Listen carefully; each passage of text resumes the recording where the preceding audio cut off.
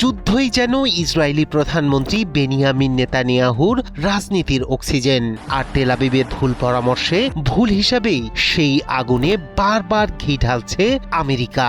ইরানের কঠোর সতর্কতা, এবারও যদি নেতানিয়াহুর কূটচালে পা দেয় ওয়াশিংটন, তাহলে যুদ্ধ আর সীমিত থাকবে না। ইরানি মিসাইলের আঘাতে কেঁপে উঠবে মধ্যপ্রাচ্যের মার্কিন ঘাঁটি, আর ইসরায়েলি ভূখণ্ড পড়বে অস্তিত্বের প্রশ্নে। সময় এখন সিদ্ধান্তের, নইলে ইতিহাস লিখবে ধ্বংসের অধ্যায়। বিশ্লেষকদের মতে এমন পরিস্থিতিতে একটি ভুল সিদ্ধান্তই পুরো অঞ্চলকে টেনে নিতে পারে সর্বাত্মক যুদ্ধে, যার মাসুল দিতে হবে সবাইকে। মধ্যপ্রাচ্যের বিস্ফোরা ইসরায়েল আবারও গোটা অঞ্চলকে ঠেলে দিচ্ছে যুদ্ধের দ্বার প্রান্তে, আর সেই আগুনে ঘি ঢালছে একটি নাম, বেনিয়ামিন নেতানিয়াহু।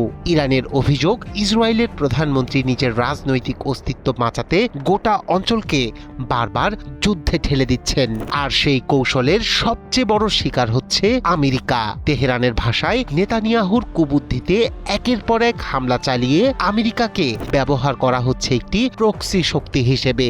ইরানের পররাষ্ট্রমন্ত্রী আব্বাস আরাকচি সরাসরি সতর্ক করে বলেছেন, ইসরায়েল পরিকল্পিতভাবে ওয়াশিংটনকে বিভ্রান্ত করছে। তার দাবি, নেতানিয়াহু চান না কোনো কূটনৈতিক সমাধান হোক, তিনি চান যুদ্ধ, অস্থিরতা আর ধ্বংস, যাতে ইসরায়েলের ভিতরের সংকট আড়াল করা যায়।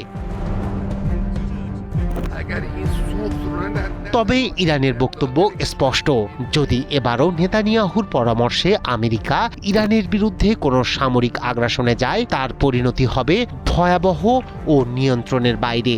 পররাষ্ট্রমন্ত্রী বলেছেন, এটি হুমকি নয়, এটি বাস্তবতা। ইরানের ব্যালিস্টিক মিসাইল সক্ষমতা এখন আর গোপন কিছু নয়। মধ্যপ্রাচ্য জুড়ে থাকা মার্কিন সামরিক ঘাঁটিগুলো ইরানি মিসাইলের আওতার মধ্যেই রয়েছে, আর যুদ্ধে জড়ালে সেই ঘাঁটিগুলোই হবে প্রথম টার্গেট, এমনটাই সতর্ক করেছে ইরান। দেশটির কর্মকর্তাদের দাবি, একটি পূর্ণমাত্রার সংঘাতে আর নিরাপদ থাকবে না ইসরায়েলি ভূখণ্ড। কয়েক মিনিটেই অচল হয়ে পড়তে পারে তেল আবিব, হাইফা বা গুরুত্বপূর্ণ সামরিক স্থাপনাগুলো। তাদের ভাষায়, তখন শুধু যুদ্ধক্ষেত্র নয়, অস্তিত্ব সংকটের মুখে পড়বে ইসরায়েল। এমন এক সময়ে এই উত্তেজনা বাড়ছে যখন ওয়াশিংটন ও তেহরানের মধ্যে পরমাণু ইস্যুতে সীমিত পরিসরে আলোচনা চলছে। ইরানের অভিযোগ, নেতানিয়াহু সেই আলোচনাও নস্যাৎ করতে চাইছেন, কারণ শান্তি তার রাজনৈতিক এজেন্ডার অংশ নয়। তবে খামেনি প্রশাসনের অবস্থান স্পষ্ট, এবার যদি আমেরিকা আবারও ভুল পথে হাঁটে, যদি নেতানিয়াহুর ফাঁদে পড়ে ইরানের বিরুদ্ধে হামলা চালায়, তাহলে সেই যুদ্ধের আগুনে শুধু ইরান নয়, পূর্বে পুরো মধ্যপ্রাচ্য। রায়হান কবির শুভ্র, ৭১।